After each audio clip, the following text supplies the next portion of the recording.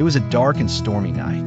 Rain lashed against the windows of their cozy home. Tom and Jerry were bored. On TV, a commercial for the Creepy Carlson Mansion came on, claiming it was the most haunted house in town. Tom, to prove he wasn't scared, pointed a confident thumb at his chest. Jerry, smirking, dared him to spend the night there. The loser would have to be the winner's servant for a month. They arrived at the foot of a hill where the mansion stood silhouetted against flashes of purple lightning. It was a towering, Gothic structure with broken windows, overgrown with twisting, dark ivy.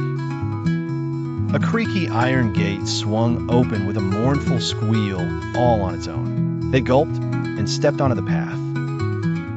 The second they crossed the threshold of the giant wooden front door, it slammed shut behind them with a thunderous boom. They were trapped in a grand, dusty foyer. A grand staircase, covered in a white sheet, coiled up into the darkness.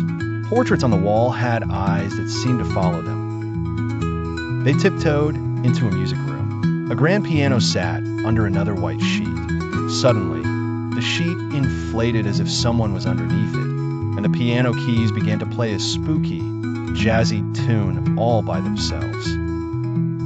Tom, thinking it was Jerry, yanked the sheet away. Nothing was there, but the music kept playing. A suit of medieval knight armor stood in the hallway. As Jerry tried to sneak past it, its helmet creaked down to look at him. Its metal glove reached out and patted Jerry on the head. Then it began to do a clumsy, clanking tap dance, blocking their path. They ran into a dining room. A large portrait depicted a grumpy, wealthy man holding a turkey leg. Tom's stomach rumbled. He saw a real turkey leg on a silver platter on the table. As he reached for it, the painted man's hand shot out of the canvas and swatted Tom's paw, stealing the leg back into the painting and munching on it. Hiding behind a curtain, they met a small, nervous, and translucent ghost named Gus. He wasn't scary. He was just lonely and bad at his job. "You're supposed to be terrified," he whispered. "The boss is going to be mad." He explained the ghosts were graded on how well they could scare people. The boss was a large, grumpy ghost named Phantasma, who wore a tiny crown. He materialized in a burst of green ectoplasm. "Pathetic," he boomed at Gus. "These intruders are laughing. We must use the ultimate scare."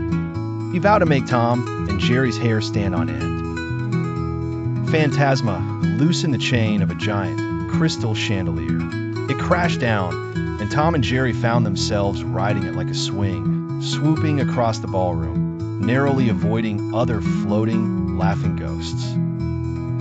The hallway rugs suddenly rolled up like waves, trying to swallow them whole. Tom and Jerry had to jump from one moving rug to another, as if surfing on a chaotic, patterned sea. They ran into the library. Phantasma made the bookcases come to life, sliding together to block the exit. Tom and Jerry pulled on books to stop them. One book, titled How to Scare, opened and a ghostly hand popped out, offering them a scared face rating, 2 out of 10. They found a room full of cracked, dusty mirrors. Their reflections became distorted and monstrous. Then, their reflections stepped out of the mirrors and started chasing them. Now Tom was chasing a monster Tom, and Jerry was fleeing from a monster Jerry.